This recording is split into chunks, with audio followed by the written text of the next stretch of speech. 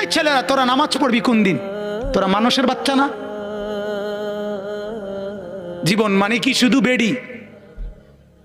হ্যাঁ, জীবন মানে শুধু বেডির পিছনে আড়ো না? জিন্দিগি মানে উলঙ্গ ছবি?